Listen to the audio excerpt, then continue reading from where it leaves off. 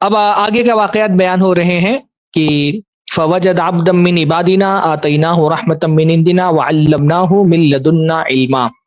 جب حضرت موسیٰ علیہ السلام اس جگہ پر پہنچے جہاں پر وہ مچھلی غائب ہوئی تھی، فوجد عبدا من عبادنا، تو وہاں پر ہمارے بندوں میں سے ایک بندے کو پایا، آتیناہ رحمتا من عندنا، جس کو ہم نے اپنی طرف سے رحمت عطا فرمائی تھی، وعلمناہ من لدنا علما، اور اپنی طرف سے ہم نے اس کو علم دیا تھا. اس آیت میں بہت ساری باتیں بتانے کی ہیں، لیکن اس سے پہلے جو آپ حدیثیں کا جب مطالعہ کرتے ہیں تو آپ کو مزید کچھ تفصیلات اس واقعے کے بارے میں ملتی ہے. جیسے حدیث کے الفاظ جو ہیں اس میں کیا آیا ہے، حضرت موسیٰ علیہ السلام جب وہاں پر پہنچے اور اپنے جو ہے نا قدم کے آثار دیکھتے ہوئے وہ آگے بڑھے اور وہاں تک کے پہنچے، حدیث میں آتا ہے کہ وہاں پر ایک آدمی کو دکھا، فَإِذَا رَجُلٌ مصبح بصوب فسلم فرد علیہ فقال وَأَنَّ بِأَرْضِكَ السلام.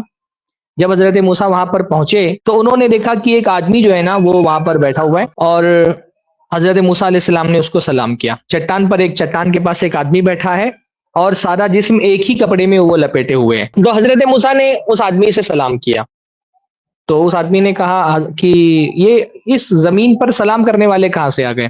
وَأَنَّ بِأَرْضِكَ السلام، کہ اس زمین پر سلام کرنے والے کہاں سے آ گئے؟ تو حضرت موسیٰ نے کہا انا موسیٰ، میں موسیٰ ہوں.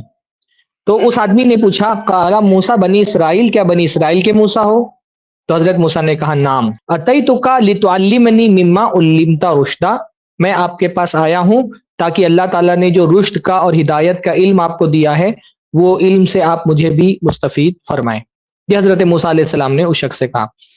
یہ شخص کون تھا؟ یہ حضرت خضر علیہ السلام تھے. تو حضرت خضر کے پاس پہنچے اور حضرت خضر سے بڑے ہی جو ہے وہ مؤدبانہ انداز میں فرمایا کہ قال له موسیٰ هل اتبعک علی ان تعلمنی مما علمت رشدا.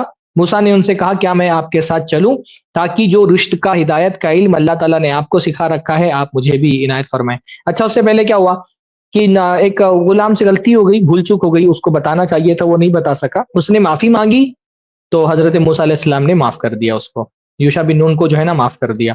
اس سے پتہ چلا کہ اگر اپنے ماتحتوں سے اگر کوئی غلطی ہو جائے، بھول چوک ہو جائے نا، تو بھول چوک ایسی چیز نہیں جس پر پکڑ کرنی چاہیے. اگر آپ باپ ہیں تو بچوں سے اگر کوئی چیز بھول ہو جائے، بھول گیا، وہ بھولنا جو ہے نا وہ جرم نہیں ہوتا ہے کوئی.